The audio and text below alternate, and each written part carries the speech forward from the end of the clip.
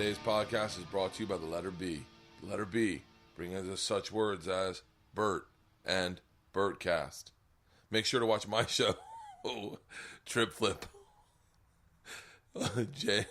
June 2nd on Travel Channel. That's all I want you to know. Trip Flip, Travel Channel, June 2nd, 8 p.m., double premiere episode. That's my TV show where I take two people on the adventure of a lifetime. You will love it. It is Michigan and Louisiana. We've got big episodes this season. Trip Flip, Travel Channel, June 2nd. Trip Flip, Travel Channel, June 2nd. Trip Flip, Travel Channel, June 2nd. Trip Flip, Travel Channel, June 2nd. DC Improv, June 11th, 12th, and 13th. The DC Improv, June 11th, 12th, and 13th. Repetition means remembering. Rate, review, subscribe. Repetition means remembering. In the name of the Lord, put your hands together. I don't think they ever did like a down. Today's guest is another in my series of Bert is learning how to talk to interesting people without talking over them. He is interesting is not the word for this gentleman. He is one of my favorite comics working. He is one of my favorite human beings alive. He is a stand-up comedian, best-selling author, and you might remember him from, such things as The Todd Glass Show. Ladies and gentlemen, Todd Glass. This is Membar. Did you get your water? Yeah. Do you leave these open, or do you shut? I just leave them open. I leave them open unless the ant comes out with my dog. So we're recording. Grab that mic. You just sit right there. Yeah, right there. What do you think about that glass? It's a pretty great glass to drink water out of, right? Why? Because I share a lot of your eccentricities about life. Oh, you do? Yep. Well, you know what? I like a glass of water out of a pint glass that belongs in a bar. It makes me feel like put it on the table next to you. Oh, okay, cool. Yeah. Oh, right there. Yeah. I'm a massive, massive fan, and you introduced me to hot washcloths. First of all, I will say this. Someone made me feel better about I don't mind embracing some of my, I guess I was going to say, neuroses or neurotic behavior. But my brother is a teacher, and he can sort of sometimes point out behavior. Yeah, it's real, and he can spot it. He said people do love to throw around terms. Not that certain people don't fall true to them. Yeah. Because you're probably just fucking crazy clean you definitely dabble into some OCD things. But basically, because you had a party at your house and you let too much stuff go. Oh, I know you had it fucking organized, but you let too much shit go, and people with that couldn't. But what somebody else made me feel better about, as far as saying, oh, you're so anal, is life's better when you have a preference. And I love that. Life is better when you have a preference. And here's the example he gave me. He was out with some people, and they were at a diner. And sometimes they want to split a group up? Yeah. I've let that happen. I go, all right, I'm hungry. And he goes, I was with a guy. I went, no, we're all eating together. And I went, he's fucking right. Because whenever they split the group up, I've had it happen, you don't really get to hang with everybody like you wanted to. No. That guy had a purpose that wanted to go, no, we'll wait an extra 10 minutes. We're going to get a booth together. We're going to sit together.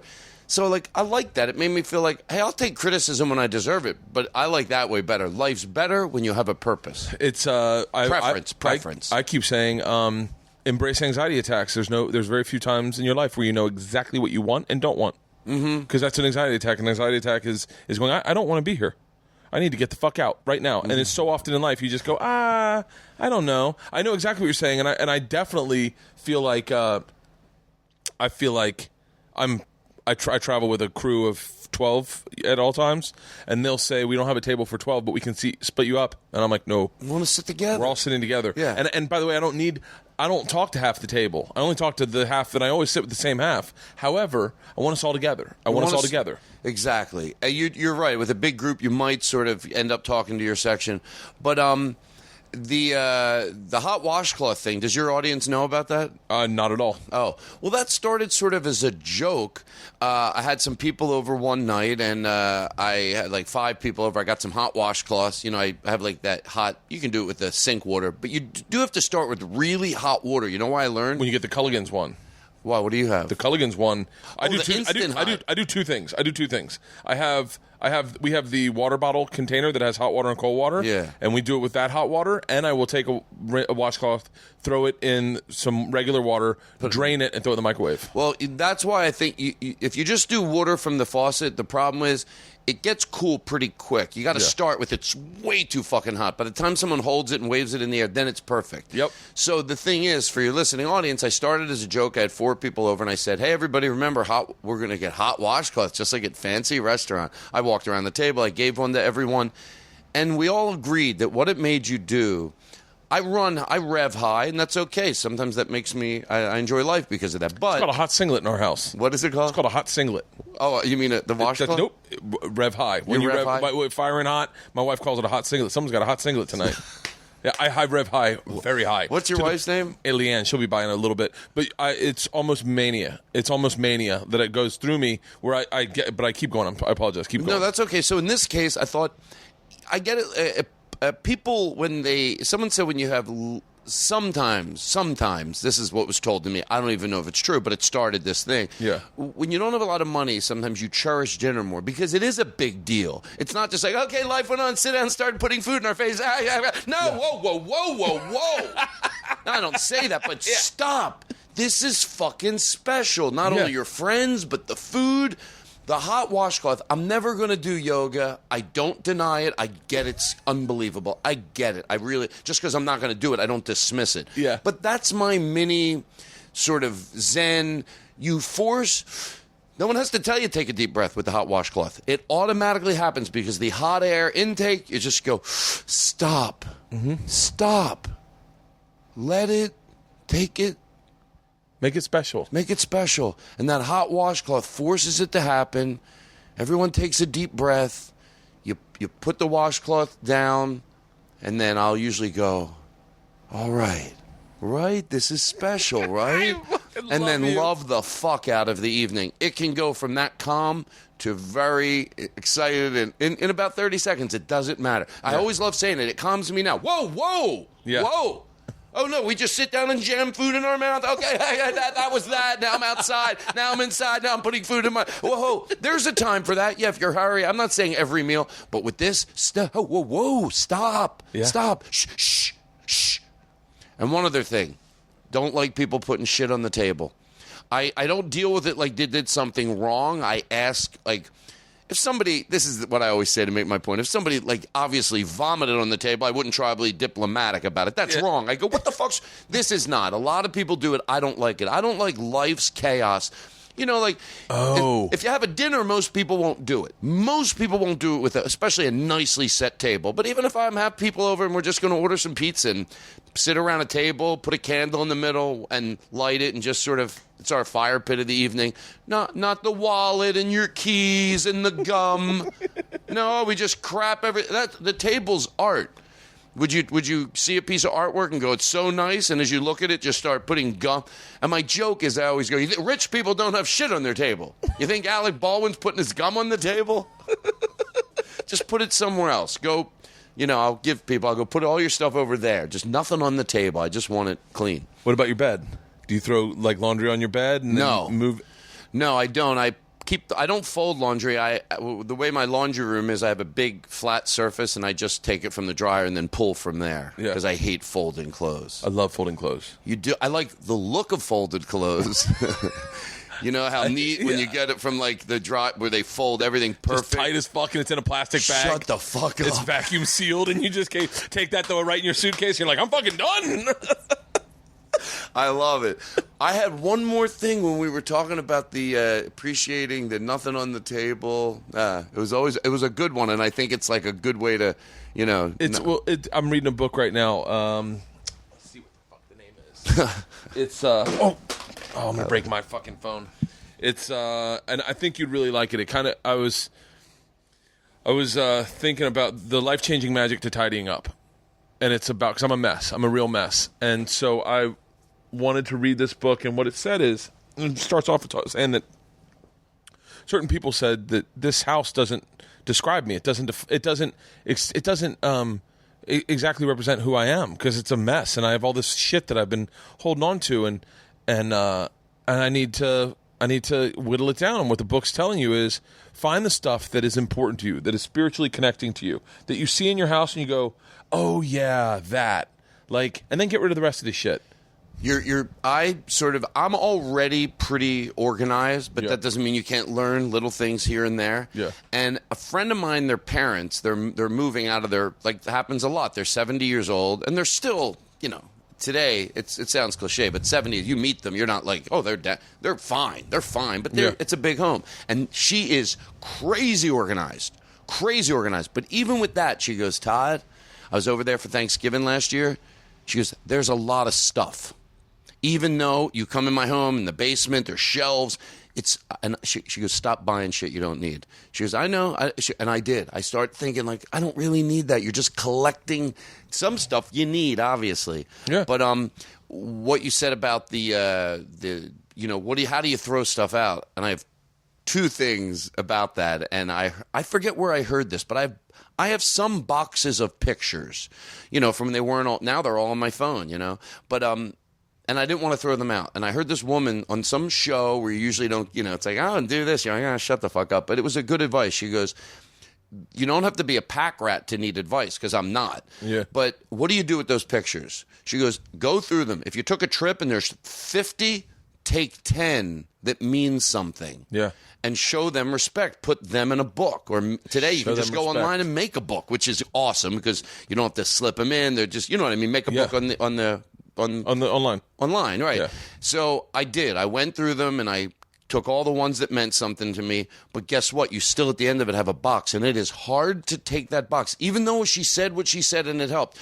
Don't think about what you're throwing out. Think about what you're showing some goddamn respect to. Oh, I can't throw those pictures out. This is my version of it. They mean so much to me. Oh, really? They're in a box, you fuck.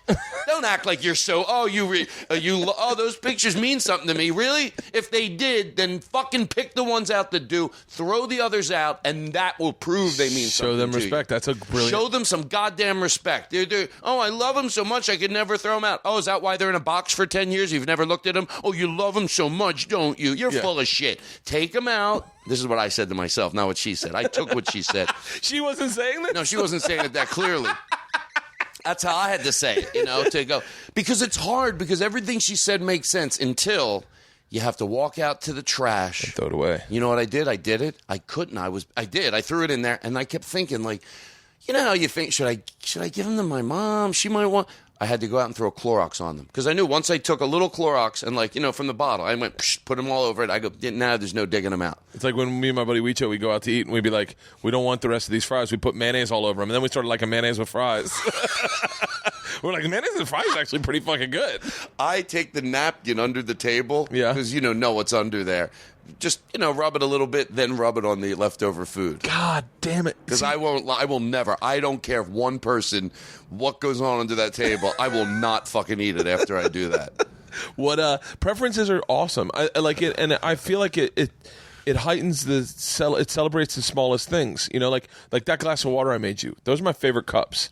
I like that ice. And I like that the ice is good. The ice is good. And I like that it's filtered water, ice. It's clean water, and I love that. It makes me enjoy it. I love these. I love the big bottles like this because it gets me. It's borderline OCD. Can people see you? Yeah. There's. I think that's it in both. And they can see me. Yeah, of course. I get paranoid. Hold on. Maybe I'll sit straighter. No, it's this. I just put this on YouTube and only like 14,000 people download it. Not very many, but you're one of the more fascinating guys in our business, and like I remember knowing you and like, you know, hanging out or saying hi at the bar, or not really like hanging out, but then one night I saw someone put together the best of Todd Glass. I think I talked to you about this. The Membar, and it was the best of. It was just you being you, and that's like the favorite thing about you is that I like when you depart from material. I love hearing your stories. Comedy clubs. You can find out who the best comics are because comedy club people that work there will tell you their favorite story. Favorite story ever, and I use this all the fucking time. Favorite story ever is Irvine Improv, and they said, oh yeah, Todd Glass went so long one time, he said, just start vacuuming. and so they were vacuuming during your set. Well, and I tell that to staffs. I go, hey, when I start going so long, just start vacuuming.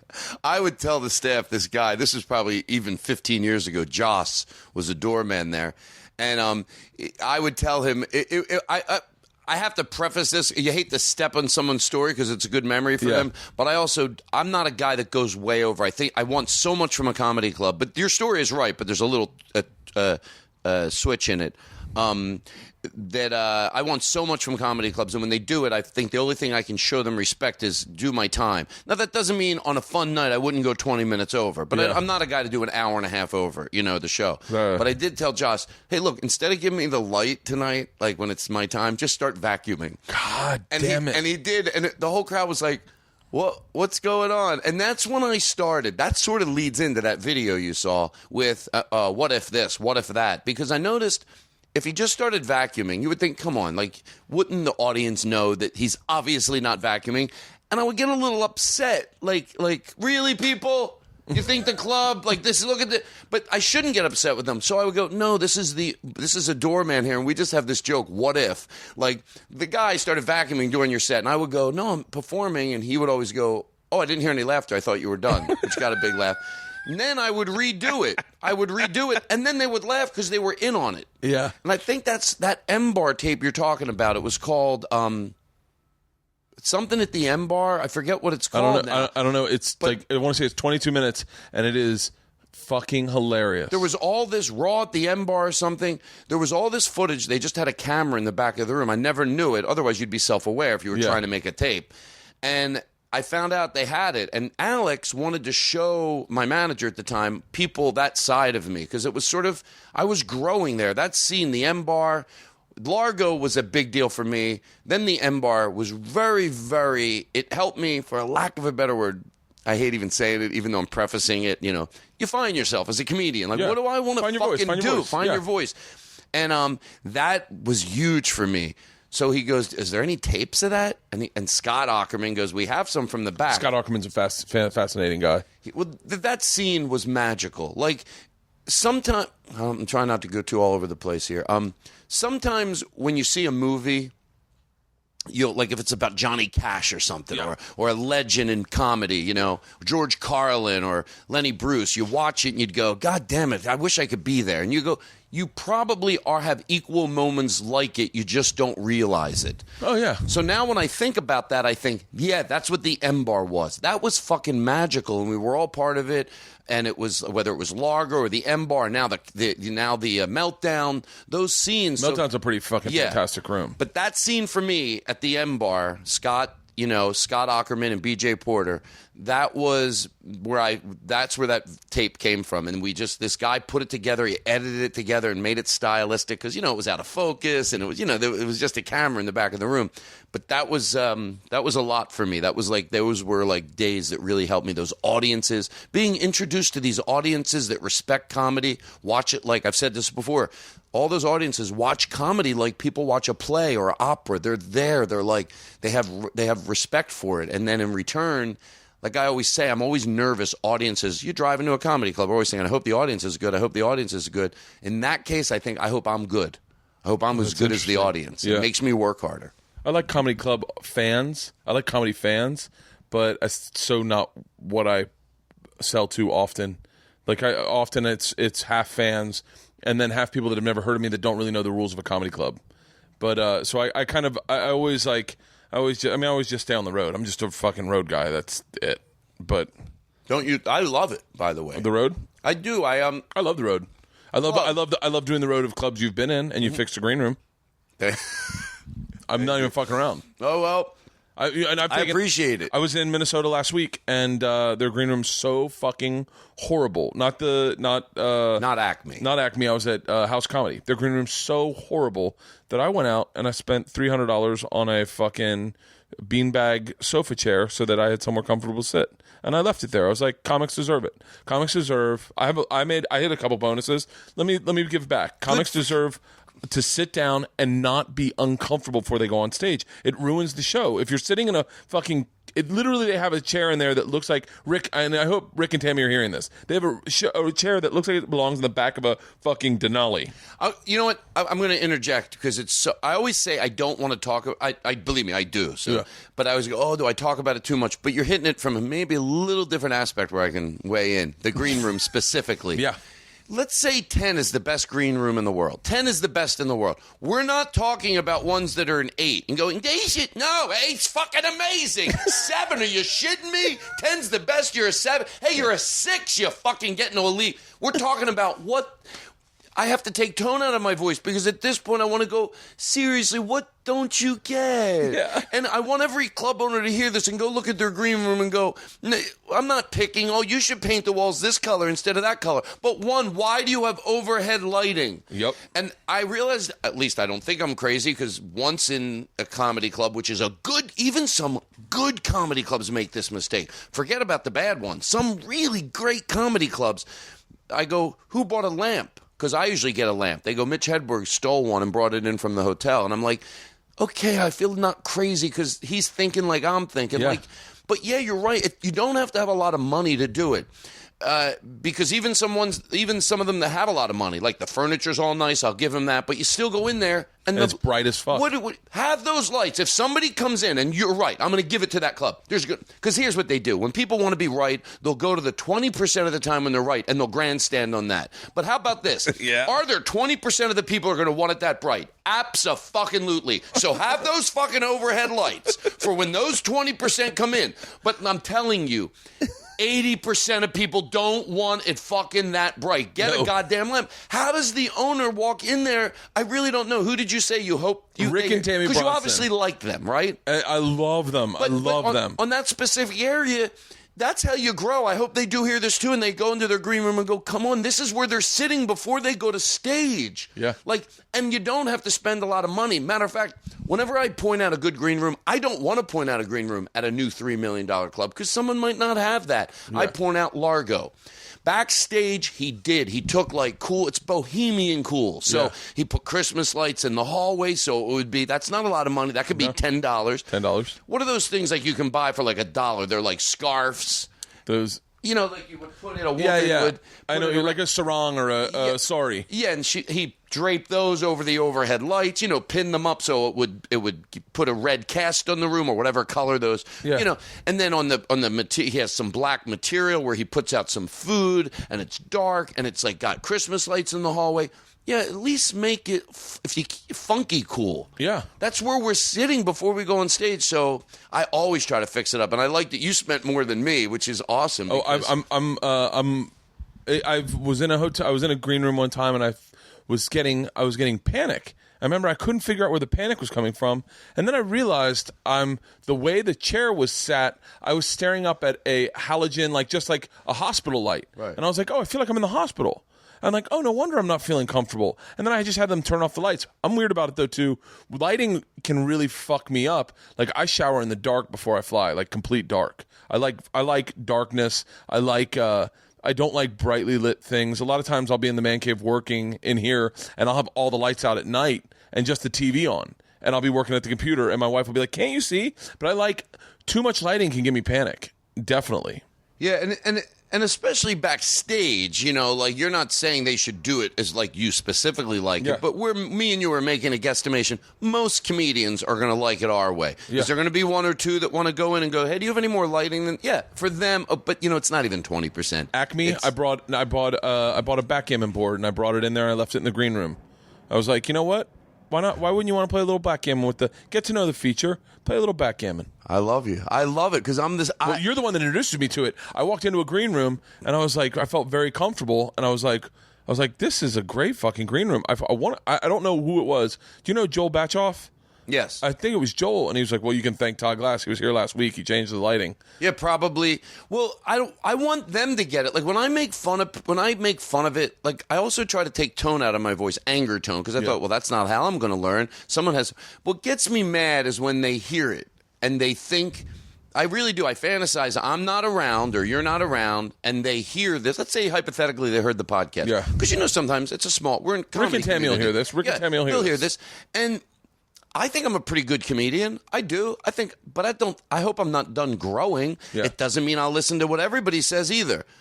But it means you should be listening to what some people said. I'd say when you hear something that makes sense, it's like when I'll explain what I mean by bow your head. Like a long time ago, a comedian told me to get rid of a joke out of my act. And I already knew to get it out of my act. He affectionately said it. I'm glad. I want him to do that. And I bowed my head. I went, I know. You know what I mean? Shoulders down, head down. Half kidding around, but like, I know. That's how they should react. Now, don't go find your own truth because we're not there to put an iron door up against it. Yeah. Don't go, but in it. No. You stop. You're not the worst person in the world. You probably are fucking awesome. Yeah. But in this isolated area, stop and have the ability not to go, but last year do it. Do it. We're right. And we're trying to help you. It is a small price to give a large amount of happiness to comedians. Isn't that what you want? We're not going, if you spent $30,000 or if you spent $900. No, most green rooms can be fixed sometimes for $50. Yeah, for $50. $50, you can do a lot. A couple lamps make a drastically different. Couple lamps. Like at Acme, I'll even pay someone to do it if there's someone that obviously is there at the end of the night and they're cleaning. That's their job. Sometimes I'll give them $25, $50 and go, can you do me a favor? Just scrub the fuck out of that green room. Yeah. I come in the next day, the bathroom smells like Clorox. Then we lower the lights. We put a lamp. I bring one candle. Maybe it's me trying to puff up a little bit, like, I'm still a man, I'm a man, but I don't think that's who I am. It's certainly not who I want to think I am. But whenever people go, Todd loves candles, I want to go, no, I don't want to go candle shopping. I buy stick candles. You know what stick candles are? No. Tapered candles. They're like long. Yeah. They're this long and you light the top. Do you know what I'm talking about? And like you see them in it. Well, I buy those because they have the biggest flame because the wax drips away from the flame. Like when you light a candle in a jar, the wax starts filling up. Yeah. But with a stick candle, so I buy that's all it takes. One, put it in the center of the room. I'll take like a little table, put it in the center of the room.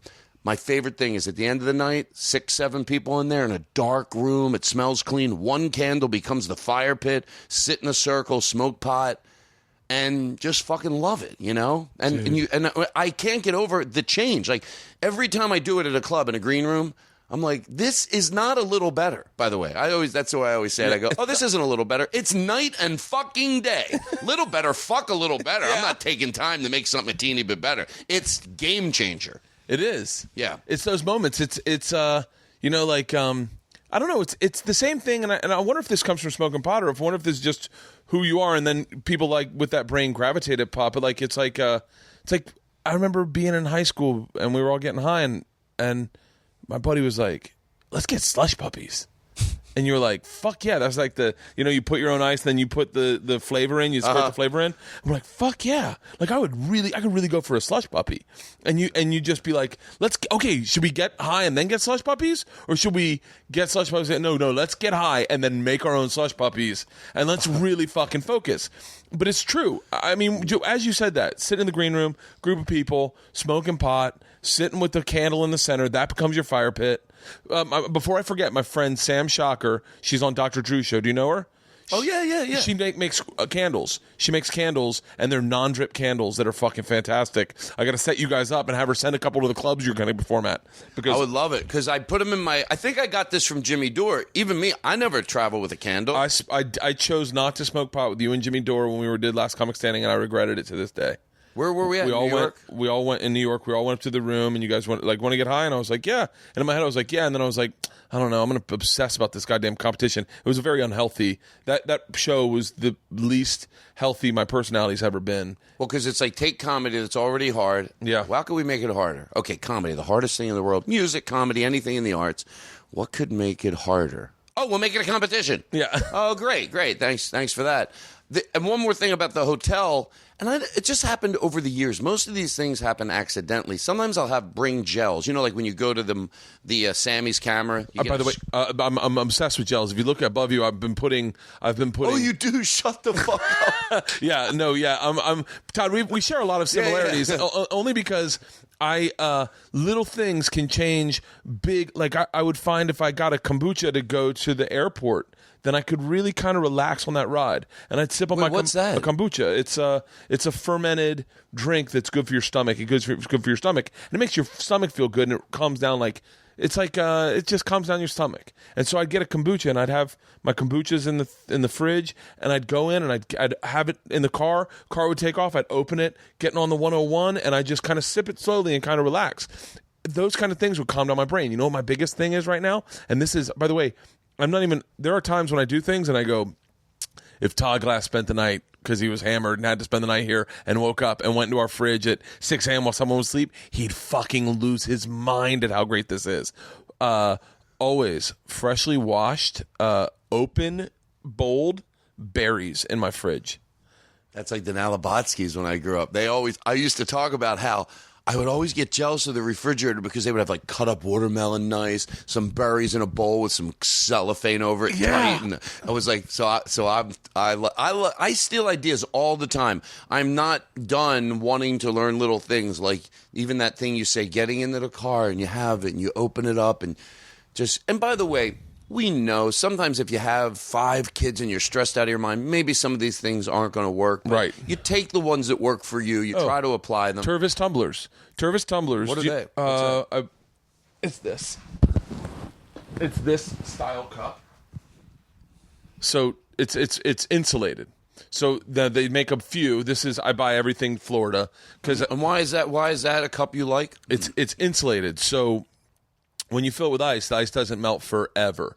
So there's Yeti's got a big mug that you can drink out of. But Tervis tumbler, for me, defines growing up in Florida having a gin and tonic in a Tervis tumbler. So one of my favorite things to do until I realized I was being extremely illegal and fucking breaking the law was make a Tervis tumbler, put it on my bike full of gin and tonic, get a cigar and ride bikes with my daughters for like an hour and just slowly sip on the gin and tonic, riding a bike with the girls, just having a great time. How many girls do you have? 2. How old are they? 10 and 8. And just riding up and down the fingers of the street and looking at the houses like we do it at Christmas time and just like we do it like right at dusk when everyone's lights are going on. And I loved it. It was like the ritual of it. And why is it illegal? To drink and drive in the car. Yeah, well, no, I was on a bike. In a you bike. can't even one drink. Well, I probably yes. Any booze, probably. Right. I just realized one time a cop drove by and I was like, "Oh fuck, I have an open container." I don't know the open container. I have an open too. container on a vehicle with your kids. With my kids, and I was like, I'm calling child service. Yeah. But let me go to the hotel thing because I think this is a tangible thing someone could do. Especially when you have a hotel, like a lot of times on the road, you have like not a big sitting area, but you got your room. And then I had gels because I use them at comedy clubs a lot. Like, so I just have them in my suitcase. They're rolled up and with a rubber band around them. But one night I brought people back to the hotel and I gelled. Now I do it the minute I get to the hotel. I gel 2 lights. Usually one in the bathroom, like or I unscrew a lot of bulbs over where you would like go to the bathroom or the mirror is, you wash your hands after you. I unscrew a lot of lights, but then I'll gel 2 lights red in the room. You come back to a room, you're inviting some people from the club. I always say if there's not enough chairs, some people grab 2 or 3 from the lobby. Same thing. You can fit 6, 7 people in a circle, light a candle, and I have 2 red gelled lamps. Just easy. It's not a big deal. You have a circle over, you make a circle and you just slide it over the bulb. It's made so it doesn't melt. That's why it's expensive. They're not that expensive, but anyway. So you walk into a room. This is when I say, oh, it's not a little different. And I love when people notice it, and I always tell them the same thing, and I mean it. I'll tell you what it is first, and then I'll tell you. So you walk into a room, it's red, there's some cool music playing, I make sure it's ready on my iPad, so when I get back, I don't want to have to turn it on or power it up, or it doesn't, I want to get this done in 20 seconds. I get the music on, some cool jazz or some whatever music I'm in the mood for that night, and then the room is red and there's a candle lit, and there's someone smoking some pot, and I can tell if somebody comes back from the club, sometimes it could be a doorman or a girl that works at the box office or a waitress. They're young, though. And whenever they go, wow, and they make a big deal, I go, you're going to be successful. And they go, why? I go, because you appreciated this. Yeah. And you have an attention to detail. And I go, watch it now, because if they're the first one or two there, I'll go, there's some people are going to come in tonight and they're going to be like, do like you. I love those. Yeah. Some people are going to, once we call them on it, and we will, they'll back out and say, no, it's nice. I noticed but it, yeah. their initial reaction, and then it all unfolds. Next person that comes in, if that person happened to be the first person there, or first two, comes in and goes, wow, this is real nice. And we tell them, we were just talking about that. And then maybe an hour later, someone comes a little late, or maybe another comedian or something, or a friend of a whatever, and they go, what, are you having a seance in here? We're like, boo, boo. We go, and we tell them the story. They go, no, it looks nice. We go, no, but your first reaction wasn't to love it. Yeah. It was to make fun of it. Like, I can't even see in here. I'm like, boo, Yep. So the hotel room, it's just night and day. It is. And it changes your mood, I think. It does. You can buy blue gels, red gels. I'm going to go buy some gels. I'm going to go buy some gels now. I used to steal them from when we worked on shows, and you'd always have some. We'd always have a camera guy with some. I stole some when I was some backstage when there were so many.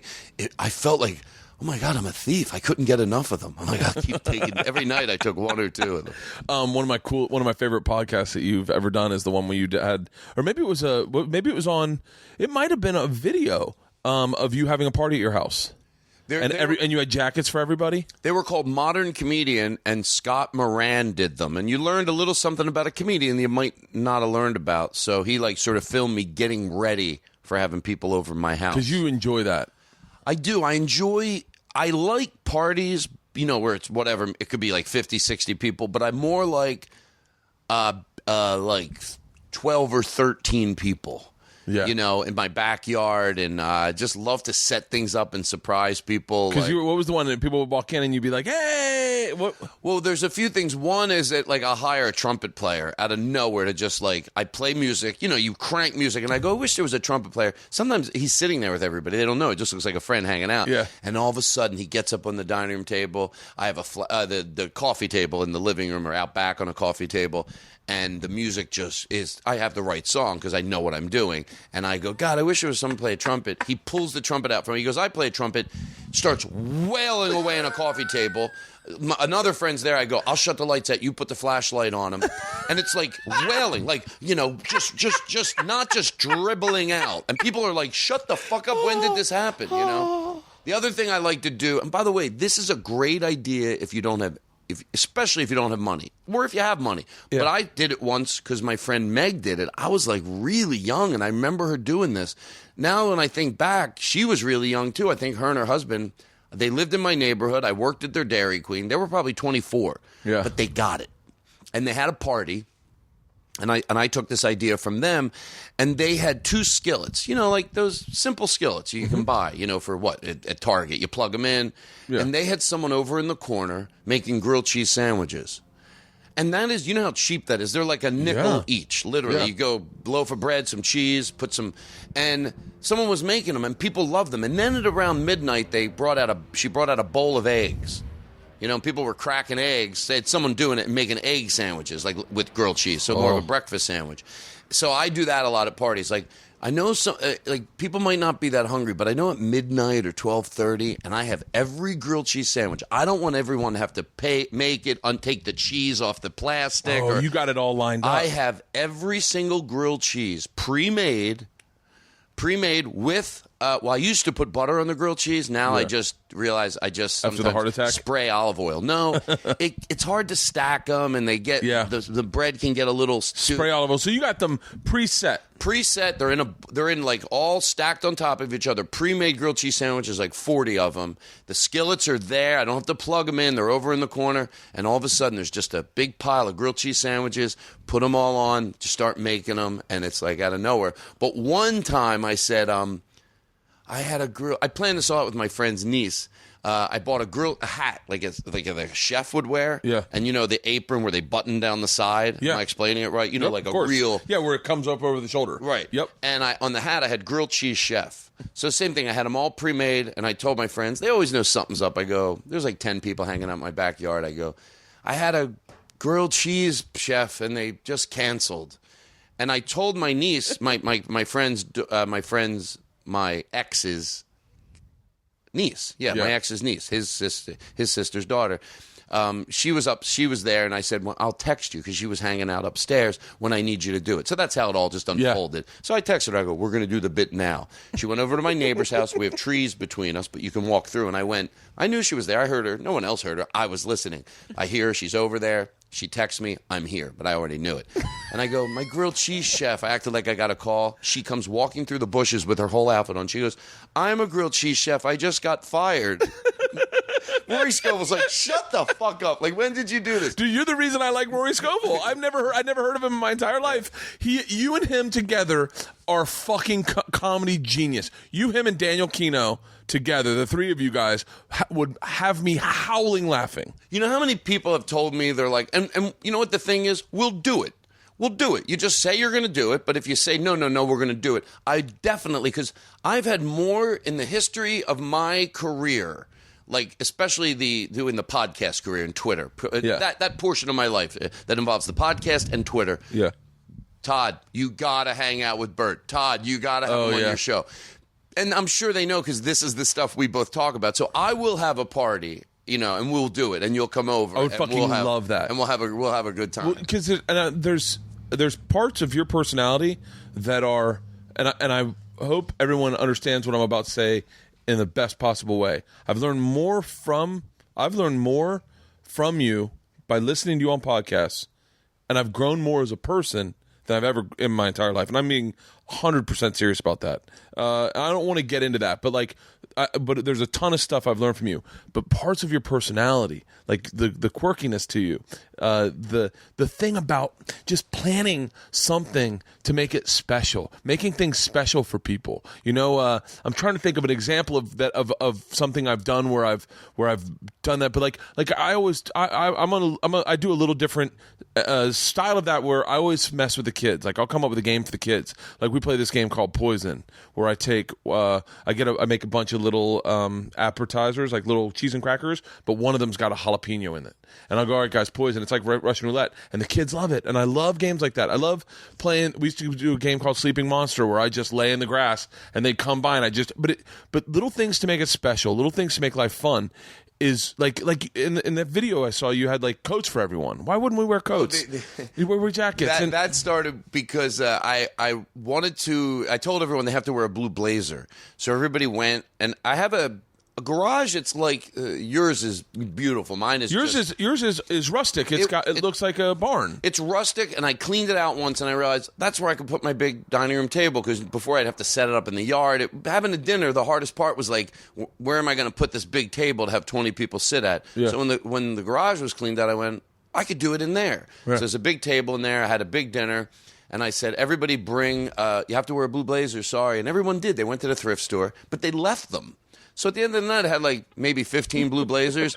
Then I did it again, and some people brought them. Yeah. So now I have like 30 blue blazers. I made a place to hang them. And sometimes I forget to do the bit. Yeah. I have a dinner, I forget it. Sometimes I don't. So the joke is, we go out to it's fun to have new people too. We go out to eat dinner. I go, I'm sorry, it's blue blazer only. Like a fancy restaurant. Yeah. And then everyone puts on their blue blazers. And the funny thing is, pictures, even if people are wearing T-shirts and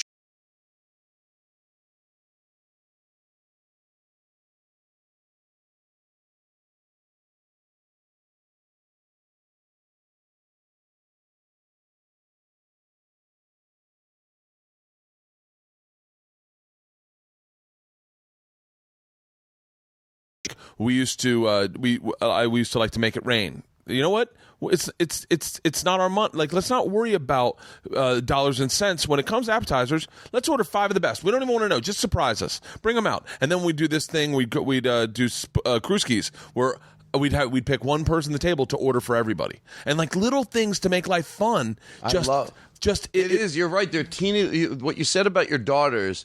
I always tell my brothers this, and my mom's awesome, but, like, I'm sure she gets frustrated with us and has to use these games to make us, get over it, and we do the same. I always remind my brothers, like, my mom came from the worst, not just what I say regular, there's, there can be regular crazy kids, regular crazy moms. Yeah. No, my mom didn't have a regular crazy mom. Her mom...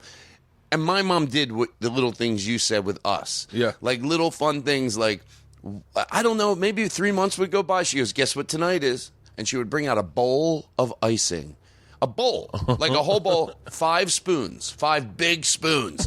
Later, when I was like 30, I go, Mom, why did you used to do that? Like, when I was a little kid, I always thought it would be fun to lick the beater. It's fun to lick the beater, but imagine having a whole bowl of icing. Yeah. So we fucking loved it, you know? And the other thing, sometimes my parents would come out, my dad would come out with like a can of whipped cream because we were having Jell-O with whipped cream, and he would tell us we could only have it if we sprayed it in our faces, you know?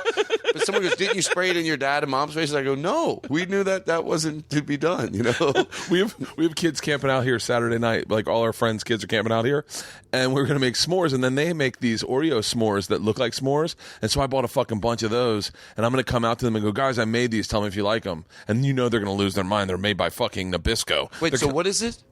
We make s'mores. You can never make a good s'more. By the way, if you ever want the best s'more, I'm not even fucking around. The W on Sunset, or on Hollywood, the W on Hollywood has the best s'more I've ever had. Chocolate ganache, marshmallow fluff that has been toasted with homemade graham crackers that don't break off when Shut the fuck up! That's what I was going to just fucking tell you. And I'm going to tell, oh, Jesus Christ. That's the thing. Okay. But I want to find out what they do, because thank you, Travel Channel.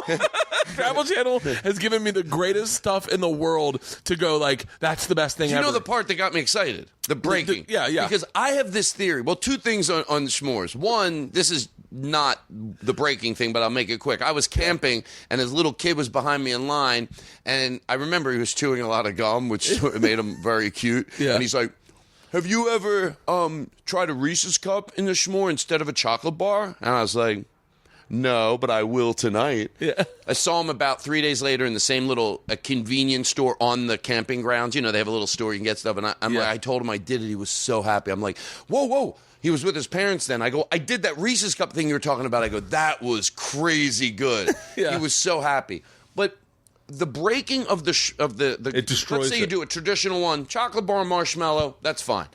The breaking of it, somebody tried to tell me, isn't that part of the charm of it? And I saw what they meant, but I still lean towards no. So I thought, what if there was like a soft, almost like a taco shell, because it also falls out. I wouldn't mind. Let's say there's a taco shell. Just picture a taco shell, but it's made out of graham cracker. And you put the marshmallow in there. You put the chocolate bar in there. Maybe it's soft. Maybe it is a little soft, but it's still graham cracker, cinnamon graham cracker, maybe. Yeah. It's soft, but it still absolutely gives you the flavor. Then you can eat it, and it all stays together, and it doesn't. I get what they meant about the charm of it breaks and it's on your fingers. I'll give them that. And it's 1950. Yeah. And we're like, whoa. But guess what? I'll do without it. Yeah. I get what they meant. I didn't dismiss it, but I'll do without it. So when you say it doesn't break, how the fuck doesn't it break? What do they do? He makes them himself. He makes his own graham cracker. So I bet they are a little softer, maybe. They're softer, and it is the greatest. What's the place s'more, called? The W. It's the W. Oh, the W. Yeah, the W on, and I'm hoping it's still the same chef. We shot there, and he said, what I got is s'mores. And I went, it's sad that that's what you brought to me, because I don't like them because of texture issues. I'm a little OCD. And he said, I think you'll like this one. It's chocolate ganache with a marshmallow fluff that I've toasted with a flame gun. And then those are my own personal graham crackers that I've made. And I, to this day, have said that is the best dessert I've ever had. Ever. I literally can tell you the best dessert I've ever had. You could do a show on Travel Channel about I think that you dig shit that people dig in general. You know, here's another. Do you ever hear my ice cream cake idea? Yes. Hold on. Yes, I'm sure I have. Keep going. Well, everybody likes ice cream cake because you do, but the cake isn't always the best part of it. Well, cake's never the best part of it. Usually even the best bakery, I don't know about the best bakery, but most of the time Carvel's or Vaughn's, that's not the best bakery. But I bet even best bakery, it's a pound cake they put in there. Yeah. It's not unbelievable. So if you take any cake and you just cut it in half, long ways. Yeah. I did it with a carrot cake last. Even the worst carrot cake's good, and this was a good carrot cake. Sliced it down the middle, put vanilla ice cream on it, put it in the microwave for 10 seconds so it spreads easy, because I don't like anything that's an ordeal. It just comes out like custard, spreads all over. Put the top back on it, throw it in the freezer. For whatever the reason is, the cake, even 3-4 hours later, is still soft. Yeah. And you cut it up. You could pull it out for 3 minutes and let it get room temperature, but you don't have to. Yeah. And it's something about you're getting that moist, or I do it with cinnamon swirl cake. You know, I go to Vaughn's, any cinnamon cake or any cake, they know how to make their cakes. I'm going to do it tonight. We're going over for for a friend's house for dinner. Cut it down the middle. It's easy. Like, it literally isn't like, oh, it's so easy, but it's not. It is. You cut it with a big, long bread knife, cut it, put the ice cream in the microwave, spread it on, can be sloppy, put the top back on, put it in the freezer. And it's sick fucking good. It's this moist, delicious cake, then with the ice cream. And somebody once, they said, you know the difference? Someone could go, they weren't being a naysayer, but they were loving it that much. They were thinking what a naysayer would say. Yeah. And I like that. They go, someone would say, well, you can take a piece of cake and ice cream, and what's the difference if you get the cake you're talking, put a scoop of ice cream on it? It's having it all together. Yeah. It's like a sandwich. You could eat roast beef and turkey and lettuce and different, but it's every bite you get. Cake, ice cream, cake. Cake, ice cream, cake. And that's why it's so good. Yeah, I was sitting next to a kid when they were eating cupcakes, and I watched him do this, and he just broke off the bottom part, and I went, I get it. You just want the icing. Then he undid it and then put it on top like a sandwich, so that the icing was in between the. And I was just like, Who did that? This fucking 8-year-old, and I was like. Are you fucking kidding me? I go, you just changed my life. Because I always just like the icing. So he just ripped the bottom off the cupcake and then squished it on top so it was a sandwich, and then ate it like one of those. Oh my God, I lost my mind. I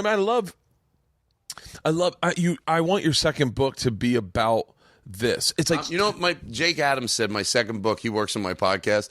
He's a comedian, but he also does all the music on the podcast. He goes, it should be I'm right, you're wrong, shut up.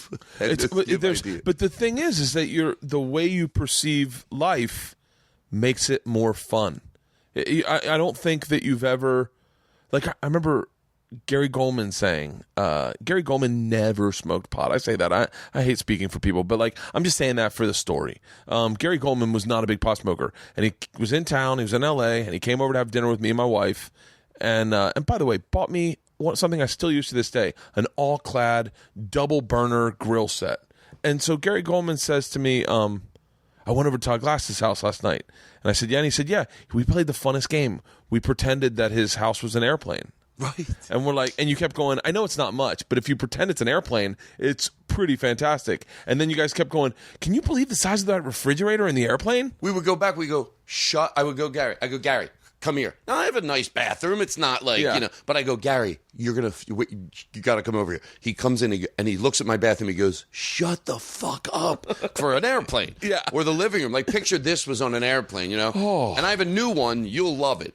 Because you do have a beautiful home, but this isn't a way to take it. This isn't as silly, but I for some reason I did it because I recently saw a comedian friend of mine's home in New York, and he had to spend a lot of money on this home. Yeah. But I thought, just picture your home. It's already nice in L.A. You live in L.A., you have a beautiful home. You have a yard. You have a really cool home. You got cool Adirondack chairs. You got this. But picture New York. This is what you own. Oh my God! You would. This is a $14 million house in New York to have a yard. Yeah. Am I right? 14 in the city? million, yeah. And I've got tenements on the east side of me. Oh, this is $14 million. $14 million. The Vanderbilts owned this before I did. Yeah, exactly. I'm luckily they didn't turn it into a nunnery. Exactly. You're like, hold on, I almost want to go look. So like this, we're in New York. Yeah. And we're like, what the fuck? Yeah, it's fucking nuts. I went over Bert's house last night. He's got an orange tree in his backyard in New York. It's crazy. It is really crazy.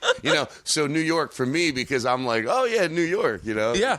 It's so I could talk to you about that but forever, but I think you should write your second book, and make it about, there's so many books of guys going, this is the guide on how to be a man. But your guide on how to be a man is different, and it's like, this is a guide to how to be a man, but never lose the boy, never lose the spirit of youth or the. You know what? I like the sort of echoes. I understand what people mean, because I do. Like, you get, you have a lot of the same, which is good. The same. So we. It's a regression to childhood. It's like I like having Skittles in here. I've had Skittles in here, and it's so funny. I have it for the kids, but every now and then when you get a little toasted, it's a handful of Skittles really cheers you up. Jim Norton's in here, the last guy I had to think. And he's like, are those Skittles? And I was like, yeah. And he's like, can I have some? I was like, sure. Have Jim Norton's anything like, you want. eating Skittles. And I go, that's what I'm fucking talking about. Some nice lollipops. I don't know where they are right now, but I keep some nice, I have nice lollipops.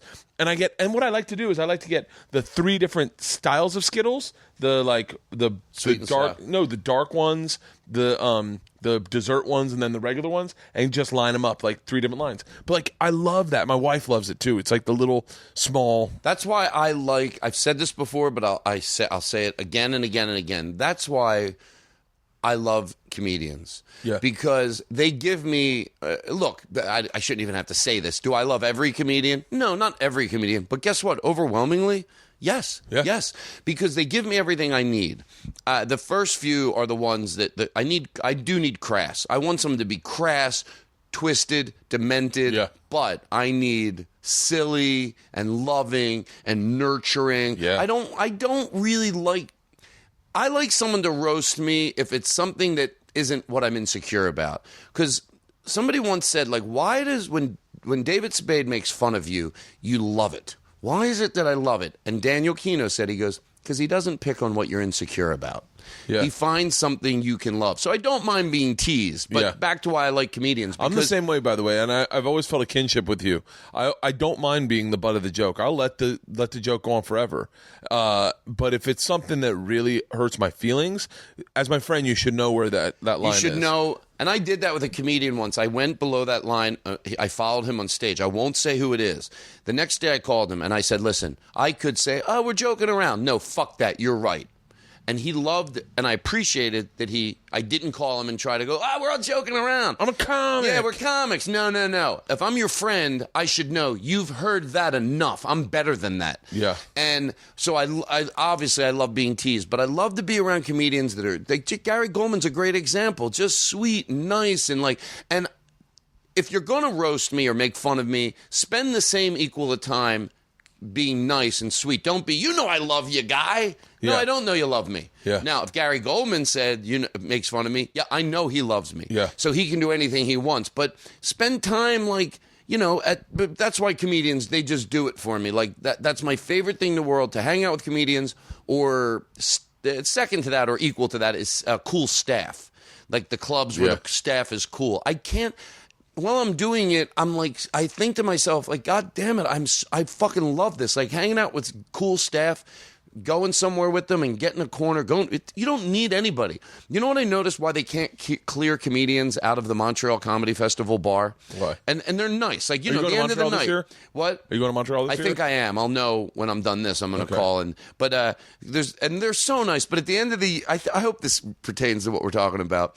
At the end of the night, like, they shut the liquor off, and then they shut the music off, and then it's just their way of saying they don't do it. They do it. We're talking 3 a.m. They're nice.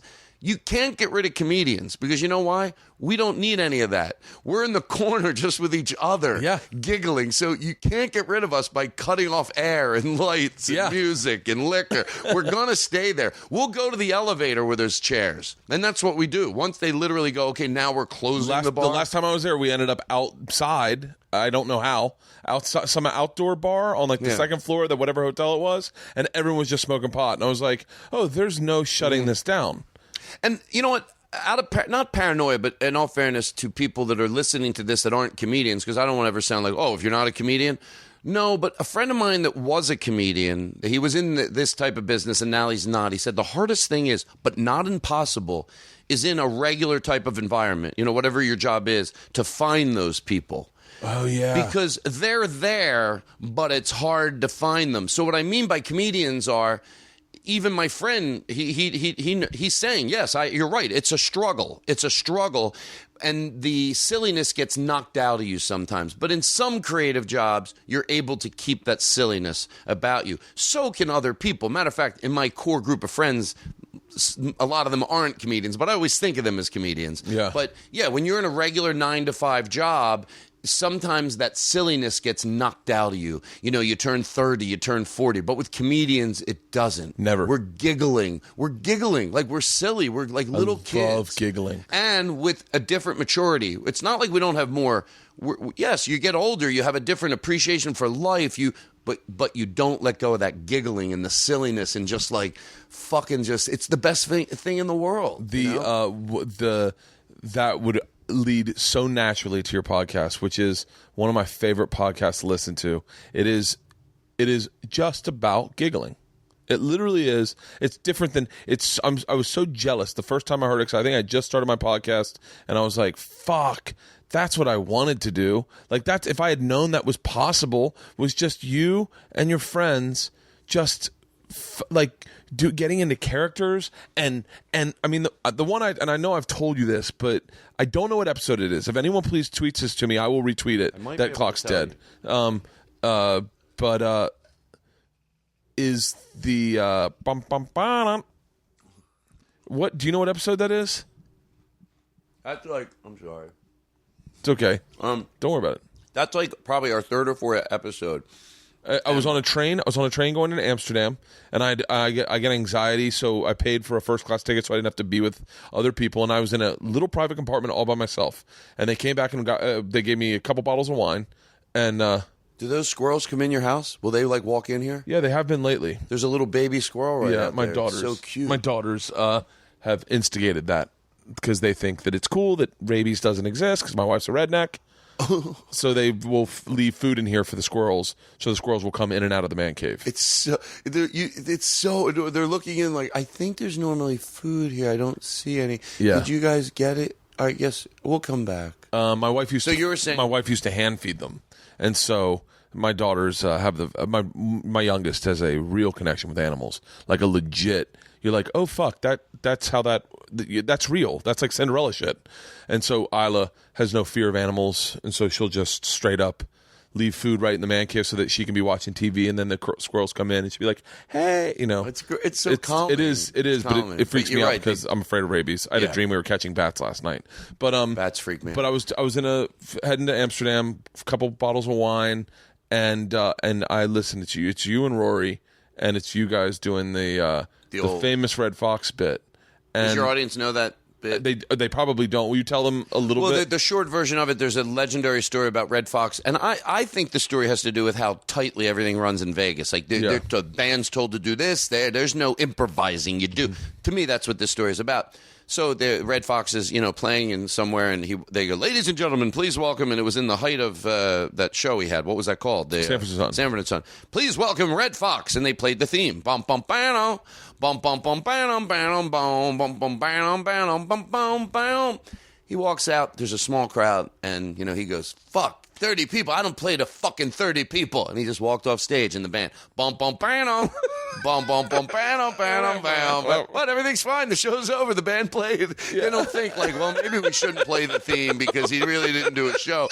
Play him out. And play them back off, and that's what they fucking did. Fuck you! I ain't playing for 30 people. Bum bum bum bam, bum bum. So we just did that, but for an hour. We did it for an hour. We didn't plan on it, but we did it for an hour. For an hour, you took the theme music, and you guys did your versions of you doing it. You did your versions of Jerry Seinfeld doing it. Your versions of Red Fox. 30 people. I'm not playing for 30 people. Or we were like, fuck this shit. Fuck this whole goddamn casino.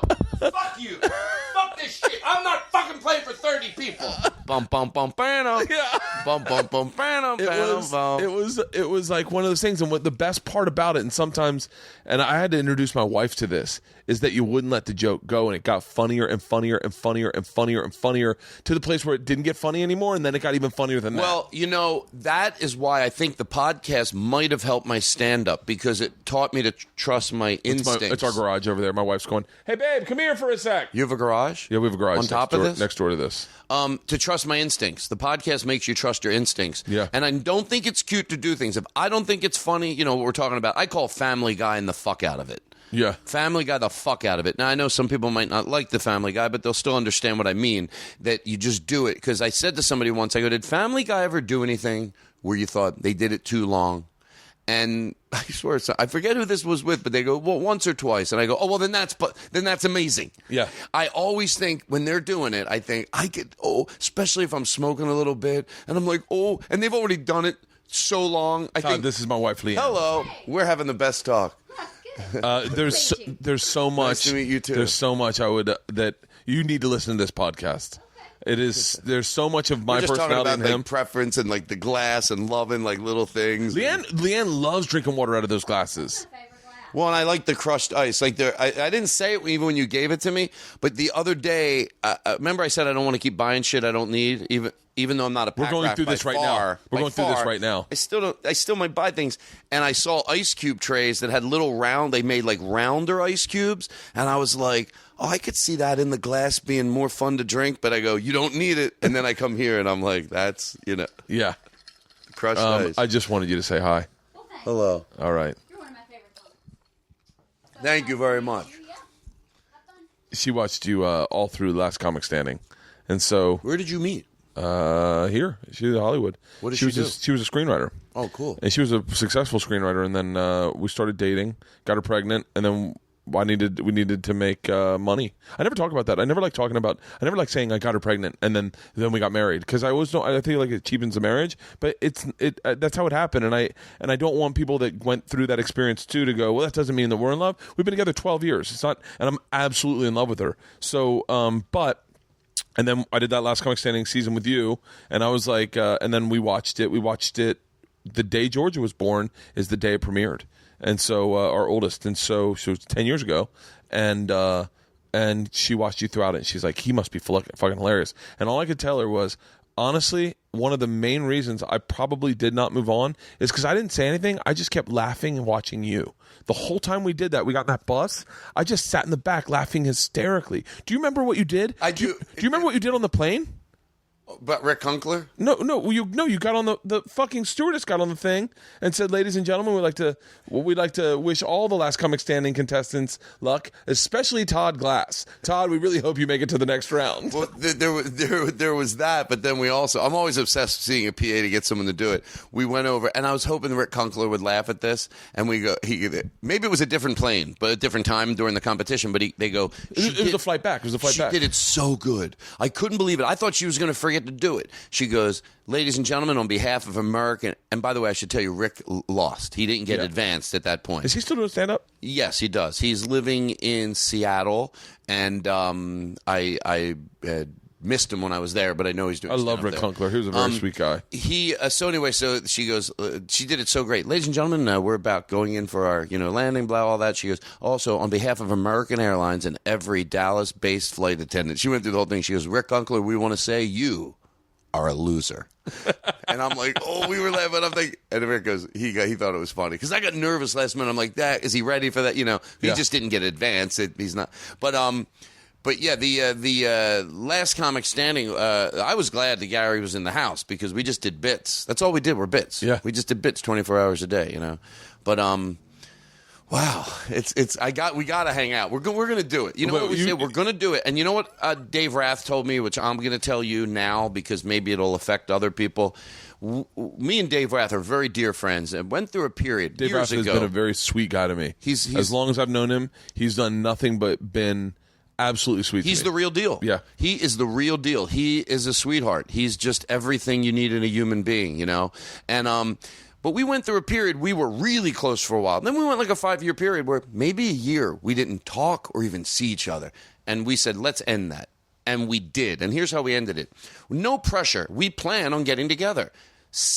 50, 60, 70% of the time, it doesn't happen. Light plans. Yeah. But guess what that means? Sometimes it does. Nobody puts pressure. So we don't have to worry if, like, in a week from now, I'm like, I'm going to call Bert. Yeah. And then I do. And then 3 days before you can't do it, who cares? Yeah. But it's about when you're going to be able to do it. There's going to be that time where you go, fuck, this works out. And that's what we'll do. There's no pressure. You cancel. You can't do it. I'll just start inviting you to things, and there's going to be that time when it happens. I do that to Joey Diaz. I do that to a bunch of people.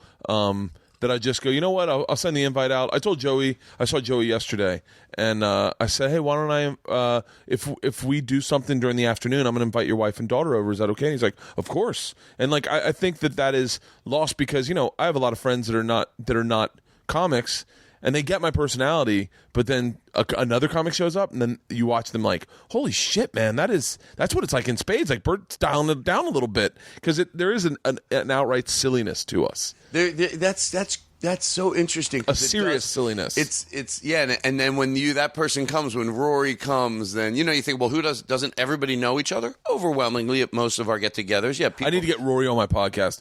I find him so He's great. funny, and you introduced me to him, and I literally I get such a kick out of that guy. I have a hard time. A lot from him. I have a hard time getting I wouldn't say you or Rory are alternative comics. I would definitely wouldn't say that about you, but you definitely, that's where you hang out. But I have a hard time getting guys that don't do like mainstream clubs to get on my shows. They think I'm going to blindside them. Well, they won't anymore. I know it's really frustrating. You know what, though? I will say this, because I think like now, especially in 2015, and believe me, I lazily say alternative too, but I'm really trying to stop myself because it's just now. I get why it happened. By the way, I have a weird theory. It's 30 seconds. It wasn't really alternative comedy. It was because I lived through it. Yeah. The comedy clubs got out of control. But whenever I said, do you think comedy's going to be around in 10 years? I would always go, of course it is. Is music going to be around in 10 years? Yeah. But there was an oversaturation of clubs, not the love of comedy. The great clubs, most of them, were still open 30 years later, 20 years later. There's a lot of clubs open for 20, 30 years. And they made it through everything. Yeah. But there was a period where they were oversaturated. So you couldn't go in because they built these big clubs or they rented these big clubs. Then they couldn't get the audience. So now they were padding them. Everybody knows that. Yeah. So then they started padding them and the audiences weren't as good. And it was just weird. So they had alternative venues, the way I looked at it. And they would go to this weird thing that there wasn't even a PA, but they go, yeah, you can do a show in this restaurant in the back room. No, a good room, not with any food being served, because that would only mirror what they were getting out of. Or there'd be a lobby somewhere that somebody got a hold of. And I remember Tenacious D and, Kyle and Jack and Sarah and Brian Posehn, and then some of the improv world, like Andy Dick and I'm only remembering Andy Dick now and whoever some of the improv people were. Jack Black and all those types of people. Yeah. And Kathy Griffin and we were doing like stand-up comedy and bits. So you'd see two stand-up comedians or a bit, or maybe you saw stand-up comedy, but then somebody played a waiter that's too loud in the audience. So we merged together in these alternative scenes where we could do whatever we fucking wanted. Yeah. And I think there's misconceptions on both sides to this day. I really do. Like somebody goes the other day, they go, hey, the alternative people, they don't think that Kevin James is funny. I go, are you sure did you think that? Because everyone I know thinks, most of my comedian friends, like when we casually mention it, because I fucking love Kevin James. Yeah, I do too. And I go, do you just make that up because you thought that he was mainstream? Because,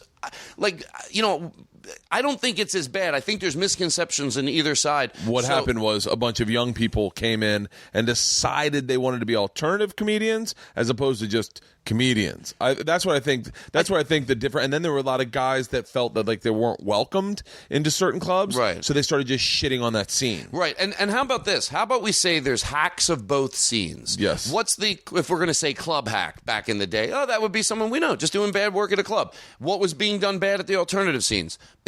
People like you just said, they didn't let their comedy grow. I'm going to be just irreverent and go up and not give a shit. No. Just give you a bunch of different references from 80s sitcoms of the actors that starred in them. Yeah. And everyone's like, oh, that must be funny because I know I recognize that name. Right. But the meat of that scene, what was good about that scene, I always try, if you don't tell people I know what you're talking about, not you. Yeah. I know what you're talking about, and that does exist. That's when I go outside when I smoked, and I'd smoke a cigarette. Yeah. But the days of Largo and the days of, still, and the UCB and the Meltdown, it doesn't really, I think it's shed itself. But when it was, where there'd be like 3 or 4 people on the show, what I call the Emperor's Clothes, where I was afraid to go, is this fucking, I think they suck, Yeah. So no one said anything. I'd go outside and smoke a cigarette. But why that scene was necessary is 70% of what went on there, I really do think 70% was fucking letting guys like Paul F. Tompkins, yes, could he work on the road? Yes. Could Dana Gould work on the road? Yes, I did.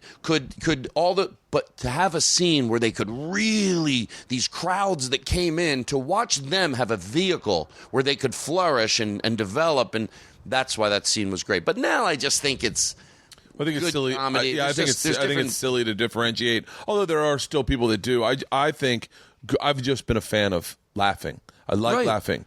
I like laughing, and I have a distinct laugh that people mock a lot of times. But I don't care. I love laughing. I love laughing. I think that, like, I got the opportunity to hang out with Dana Gould the other day doing someone else's podcast, and I grilled him. You can go to Tom Bernard. That's where it is. But like, I grilled him because I just wanted him to make me laugh. I grilled him in like all the questions I want to know the answers to, and he was fucking hilarious. He told me one of the funniest goddamn things. I go, "Are there any jokes from your act that now that you have kids, that you regret?" And he goes, very much." I said, "What one?" And he said, "Well, there's one joke that I had where something I'm fucking it up." But he goes, "And I remember when I was 9, my mom came out and said." Dana is adopted. Nobody loves him. And he goes, and now I have 3 adopted daughters. And he goes, I wish I had never written that joke. But it was like, I laughed so fucking hard I almost passed out. I'm a big fan of comedy. I think that's lost on a lot of people that I offer invites to come to the show on, is that I'm not a controversial guy. I just like laughing.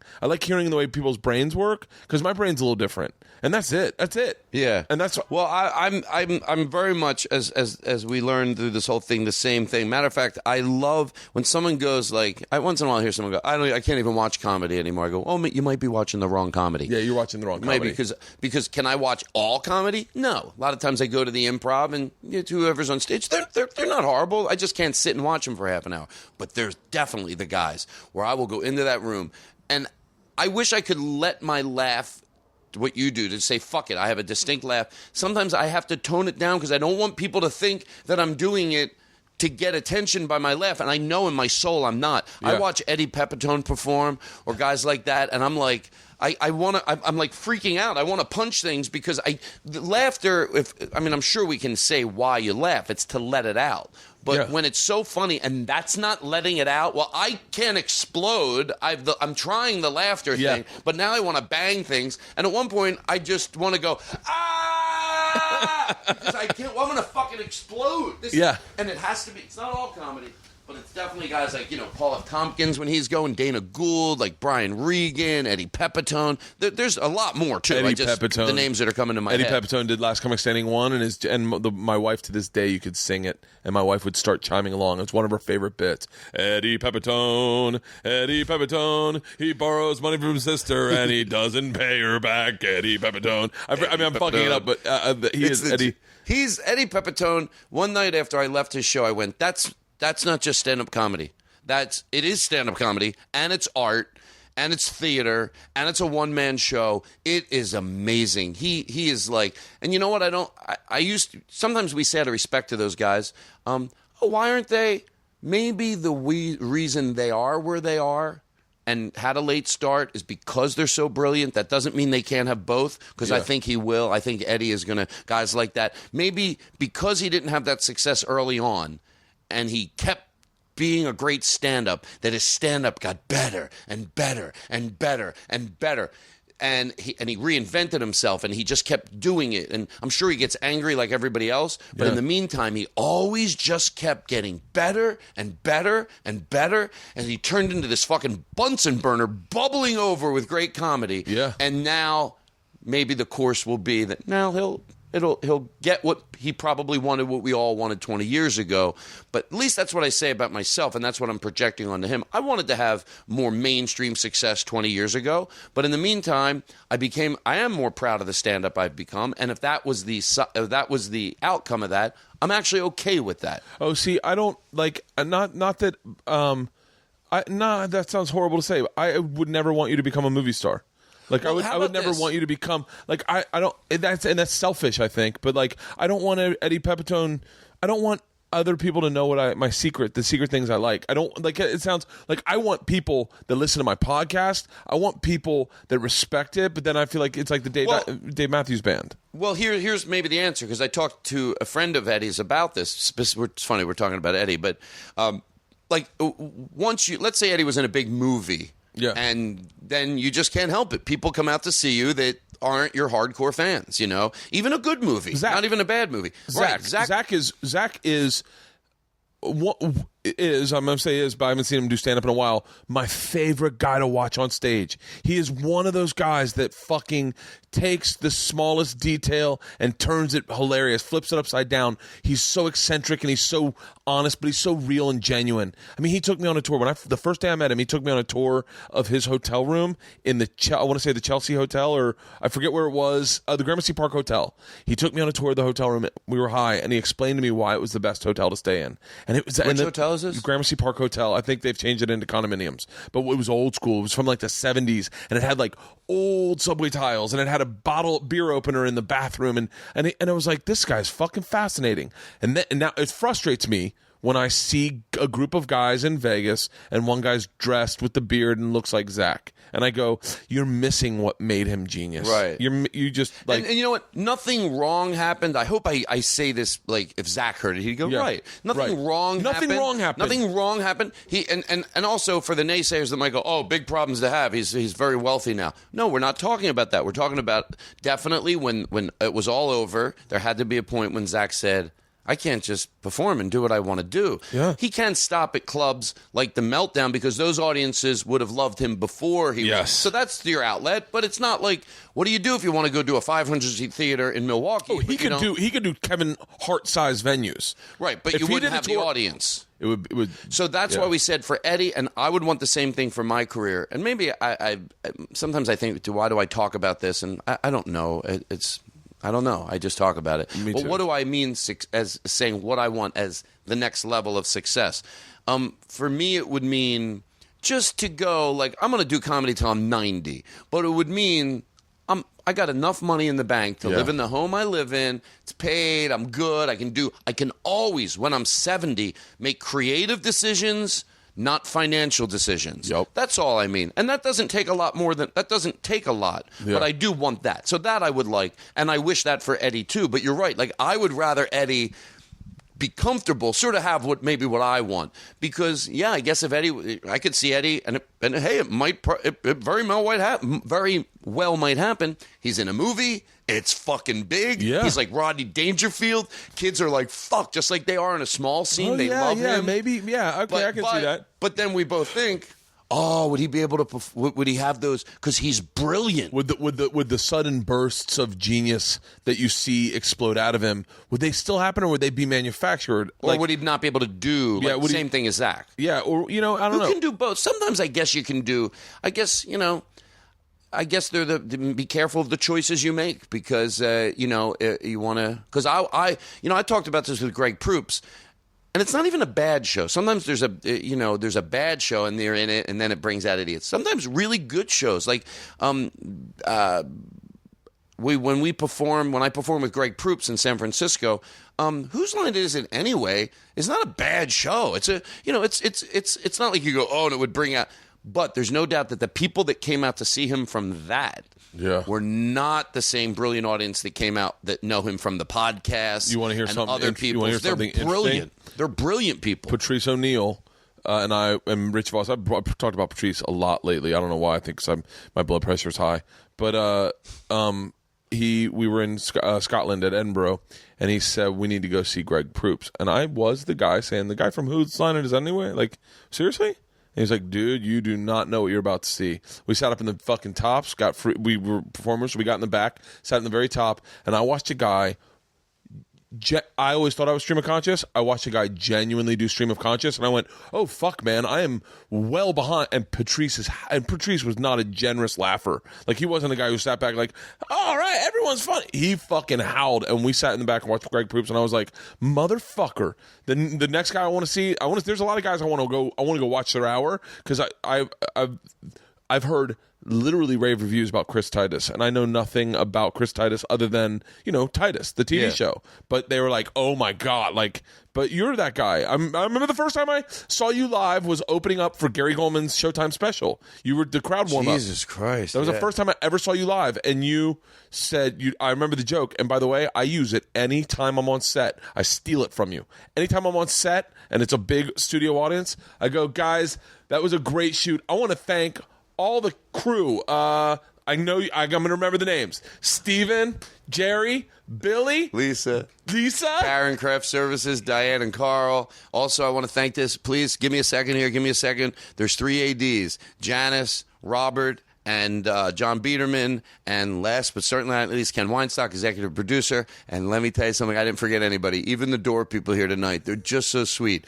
And that's John, Bill, Duncan, and Brian. Yep. And I make it all up. I do that. I would never do that on stage. But when we do a set, Yeah, I love it. I love it's it. the fucking Yeah, best. it's- Because I literally sat in the audience. I go, How God the damn fuck it, does man! he know He all their really names? gives a fuck. He really know. How does he do that? And you go, I just made that all I up. just made it up. It's the I best. do it with wait staff at comedy clubs. I go, whatever I tell you, just God. agree. I go, if they bring me up a drink, I go, Karen, right? And she goes, yes. And I go, do your parents own the bakery still? And they're like, she goes, yes. But it's all made up.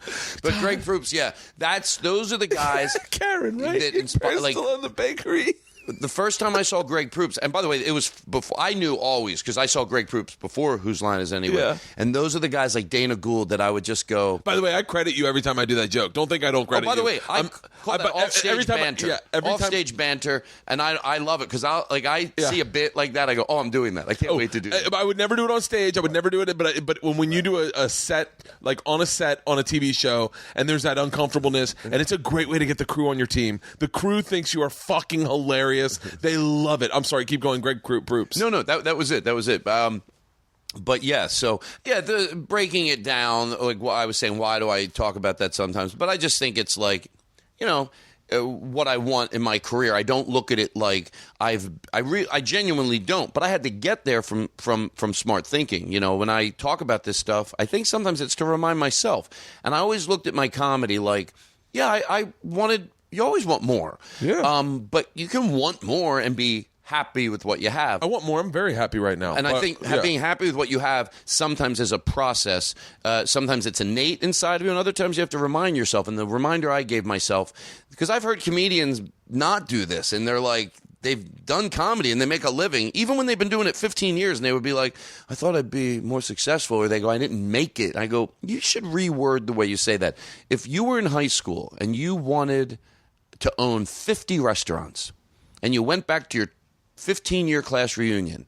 You wanted to own 50 restaurants. You went back and you owned 28. Would you not go, well, I'm a failure? I wanted 50. No, I think people would go, you're on your way. No. So that's the way I look at it. Like, yes, but I've never done anything else except work at a Dairy Queen when I was 16 and 17 years old. So, I was not having, the sitcom didn't come my way. I just decided stand-up comedy had been good to me. I know it's a little cheesy the way I'm saying it. It had been good to me. It had really been good to me. So why don't you fucking return the respect and become a better stand-up comedian?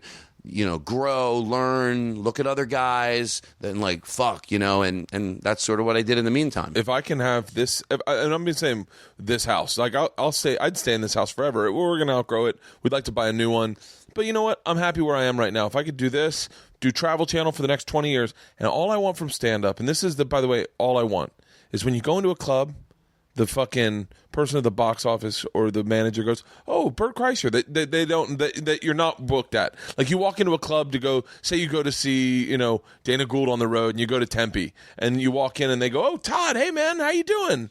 Can we get you a drink?" Like just that little respect of being a comedian, having pulled off the magic trick that everyone in their head goes, how do you get into that? Having pulled off that magic trick of then now you're in this fraternity of people or an organization of people where you've earned it. You've genuinely earned it, and you get the respect of your peers. And that for me, if I just keep that, I mean, it's the only thing I'm proud of. It's the only thing I've really earned is being a comedian.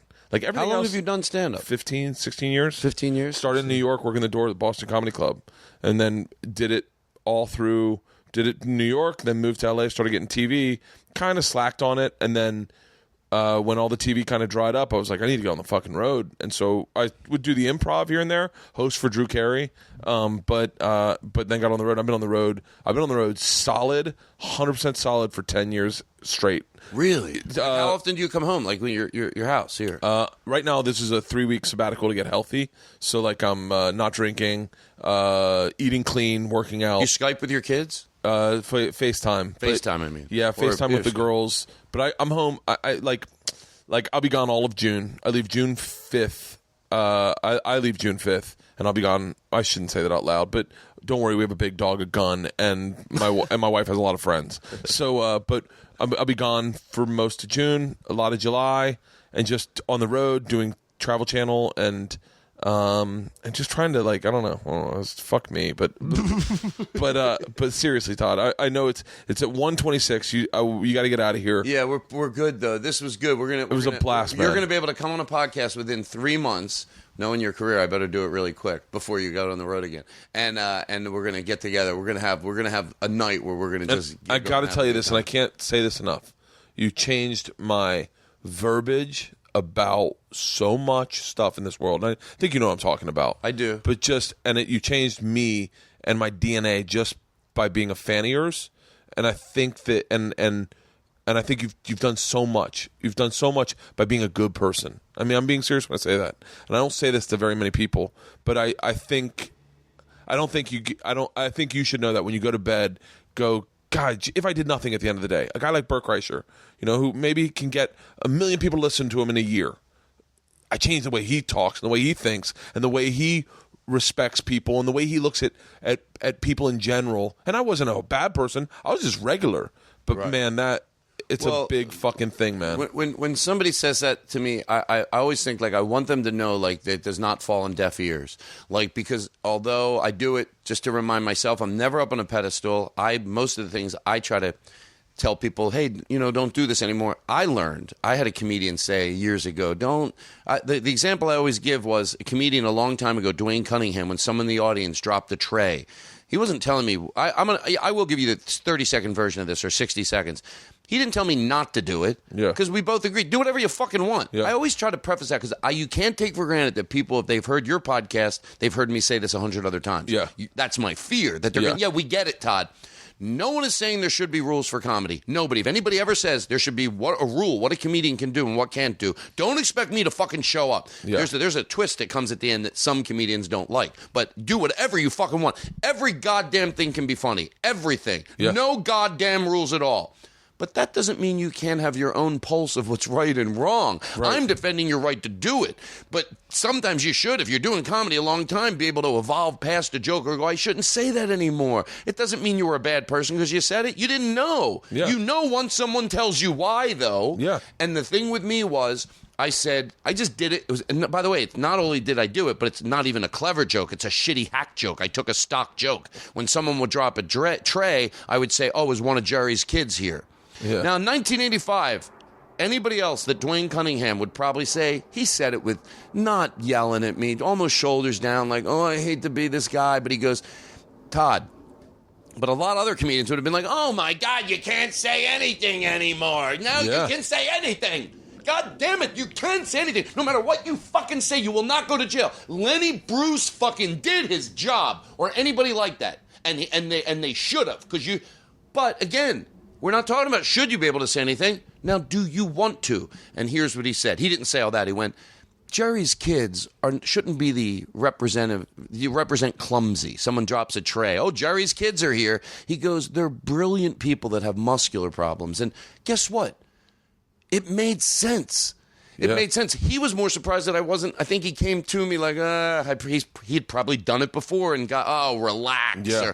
But I thought, oh, yeah, I don't want to say Jerry's kids, and they're like they symbolize. That's they're the adjective for clumsy. So from him doing that for me, like you said, we don't have to go longer than that. There's a lot of other verbiage. Most of it I did have in my act. Most things that I tell, I would say there's a few that I never did it, but most I go, yeah, I use that word. I used to say that. So the question isn't should you be able to. The question is usually once you learn someone's plight, will you want to? Yeah. You want to. Someone goes, why'd you drop that act? Did someone make you? Oh, no. No one makes me do anything. Fuck everybody. I do what I want. Yeah. I wanted to drop it out of my act. Yep. I want to evolve as a human being. I want to go, oh, yeah, I can do better than that. Why would you be proud if you didn't? Who would want to have an act after 30 years and go, oh, yeah, everything I did from the beginning. Oh, you must have not had a growth unless you got rid of some things. Some because they became hack, others socially. Yeah. You should socially grow and go, oh, yeah, I don't want to do that anymore. So I appreciate that. I really do appreciate that. It warms my heart. And sometimes when I think, Todd, just do your fucking comedy and shut up. But I don't do it on stage as much. I do it on the podcast. So when you say that to me, it really warms my heart, and I very, very much appreciate it. I really do. Don't mention it, man. Thank you. Thank you for being Todd Glass. Thank you. I'll talk to you. I'll do your podcast. Yeah. I can't wait. Oh, that's gonna happen. I want- Definitely. I'm gonna make you. We're gonna. It's not gonna be a regular night. It's gonna be one of those nights. I want to Yeah. make sure we are ready to just get so fucking silly. I want you to Uber it. Maybe we could do a sleepover where I do that sometimes. Where I have people at my house and then we do a sleepover. We do the traditional podcast in the studio. Then at my house we do a sleepover, and it is pure joy. Pure joy. I've only done it twice. I love you, Todd. Cool. Thank you, man.